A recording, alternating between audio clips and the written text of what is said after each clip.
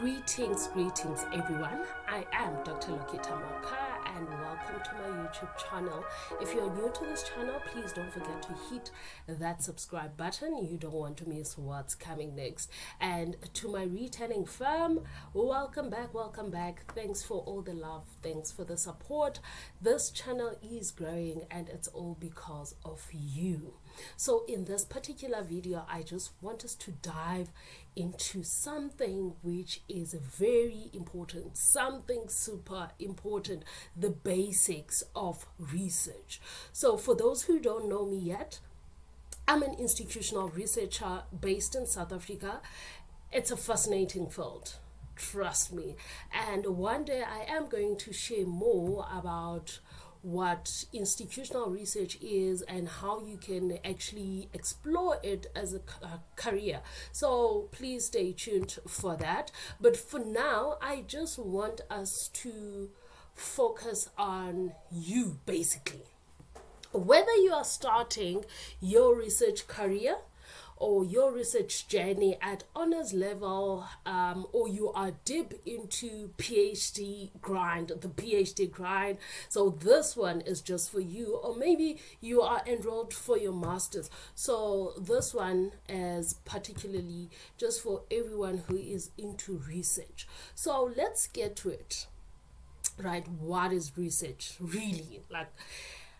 So if someone was to ask you what research is, how would you respond? And I think this is the most important part when you think of enrolling your honors, because you will do research. You are being introduced to research.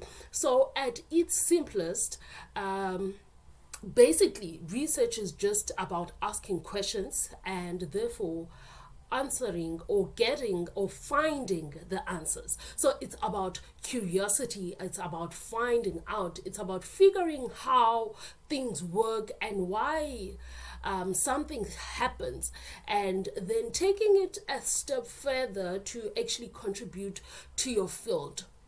So let's say maybe you are into education, and now you want to know why some of the methods, like teaching methods, work better than other teaching methods.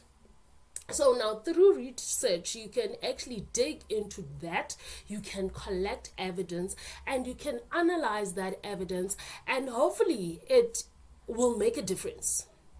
And that's what makes research so powerful, because it's all about creating an impact, But one thing that I can say is that research is not a one size fits all thing. No. So it is different depending on where you are in your academic journey. It differs from one field to the other. It differs from one level to the next. Right. Now, let's have a quick breakdown of different stages of research. Now, talking NQF levels, right? From masters, from honors up to a PhD. So,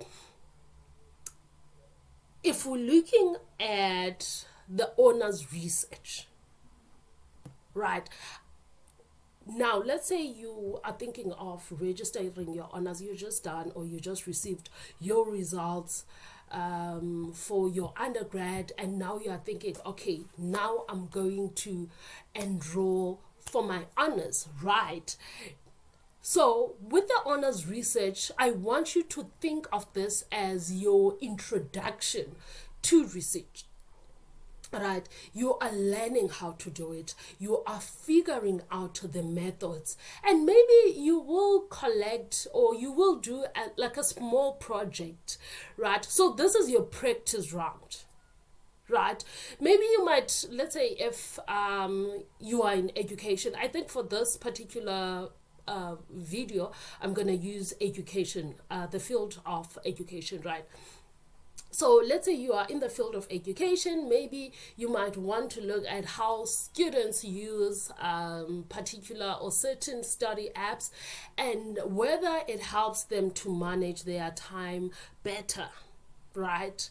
And now you just, so with this level, it's just basically an introductory phase, right? Then you go to the next phase now, your master's research. Now, this is where things get serious. Right now, at this level, you are expected to actually explore a specific gap in the field, right? So now this is where you start to make your mark. So maybe if you're, as much as you are in the field of education, but maybe your research is more into the social sciences part, maybe you'd want to research how rural schools are adapting to online learning, let's say post-pandemic. Now, this is where you are starting to make your mark. Then you move to your PhD research. Now, this is the next level stuff. Right. So PhD research is all about creating new knowledge. It's about solving like complex problems or big problems. It's about pushing the boundaries of what we know. One example maybe I can give on this one is, maybe now you have explored this, like how rural schools are adapting, right, to online learning. And maybe now you would want to actually, for your PhD research, you would want to design a new model to improve how online courses are structured for students worldwide. So now, here you are actually designing a new model. So you are creating new knowledge. So now one thing that you need to understand is that each stage is a stepping stone, right? No matter which stage you are in, it's all about growth. Yes, it's frustrating. Trust me, I've been there in all these three levels that I've just mentioned. But it's all about growth. As much as now I'm an institutional researcher, but I'm still learning. I'm still exploring. I'm still trying to figure out stuff. I'm still exploring different methods, because when I was just doing my master's or was just doing my PhD, I didn't explore everything. So now I'm at a stage where I'm actually learning even more. So I'm figuring out, I'm going back to that honors level, I'm going back to that master's level, I'm trying to find out gaps, I'm going back to that PhD level where I'm exploring creating new knowledge and all that stuff. So I want you to acknowledge that when it comes to research, whether you are doing your honors or you are doing your master's or even PhD, just take it as growth. Just take it as a phase. Take every step as a stepping stone. So now let's say you have decided to enroll, and now you have to come with the topic. I want us to talk about actually one of the biggest struggles, picking up a topic. I think all researchers who are listening to me right now, they can actually agree to this one. Like, I think picking a research topic is very frustrating. It feels like a huge decision, but I don't actually want you to worry, because you are not alone. You're not the only one who gets frustrated when you get to that, and I just want to actually just give you a few quick tips, just 3, nothing much, that can actually make it easier for you to get to the right topic. So the first thing that I want you to look at, if you are choosing your topic, whether it's honors or master's level, go with what excites you. That is the first thing. What is that one thing in your field that lights you up? So, because you will be spending like the whole year or 2 years 1 year for honors, 2 years maximum for masters, and 30 years for your PhD. So you have to pick a topic that actually excites you, that lights you up. You have to think about that specific field or specific thing that lights you up, right? Because you will be spending a lot of time on this, so you need to actually like it. And then the second thing is finding the gaps, right? So look at recent research in your area and you ask yourself, like, what is missing here? Are there any unanswered questions that I, as Lokita, can dive into, right? Let's say if I made an example earlier on about rural schools. So let's say in your field, there's a lot of research that has to do with urban schools, but not much has been done on rural areas. So that is the gap that you want to fill. Right. And then the third thing is, or the third tip that I want to give you is to be realistic. So think about what you've got to do, like what you have to work with, your time, your resources, even the support that you will get either from your supervisor or the other lecturers around. So do not bite more than you can chew. So once you've got few ideas, then you can talk them through with your supervisors, or let's say anyone else who knows like the ropes of research, be it's your mentor or whoever that can actually help you to narrow it down, because it doesn't have to be broad.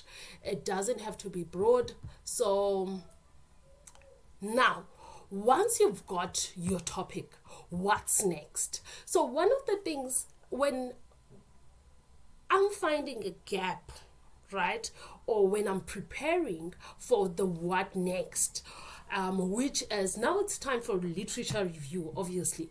And one of the things that I've started doing lately was bibliometric analysis. And this is one of the methods that I was actually introduced to by a good friend of mine who is a good lecturer, I can say. Jabulile Manyike. She actually took me through what we call bibliometric analysis, and I have found it to be so helpful if I want to start with the next step, right, the literature review, because it helps you to figure out what is happening in the field, what are the current trends, what is the gap. But I think we will have to do a separate video on a bibliometric analysis. I'm going to tell you what it is, how to conduct one, and we will see. You will see if this can actually help you. So now, what is the next step? Yes, you have your topic. So what next? Now, this is the literature review part or time. So this is where now you have to read up on everything that has actually been written about this topic. It's like laying foundation to your research. You will figure out what has been done, what is missing, and where your work fits in. Now, this is why I prefer, or lately I've been preferring to actually conduct a bibliometric review before I actually write up a literature review, because it helps me to brainstorm the topics or the subtopics to focus on, the concepts to look at.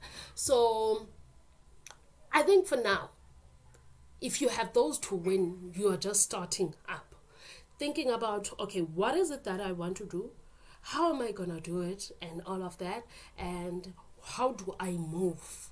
Because it's very important, because your introduction or understanding the basics of research, actually, they form part of your chapter 1 of your report, of your research report. So now I'm gonna stop here. In the next video, I want to give you some tips on how you can actually crush your literature review without wasting hours on irrelevant stuff. And trust me, you don't want to miss this one. Please.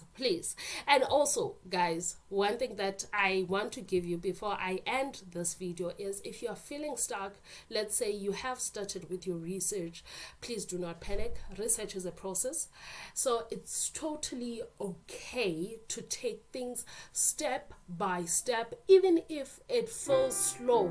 Some of us have written like just one sentence a day, or I think even a page a day is long. So there are those days. So just keep at it and you will get there. You will finally complete your research.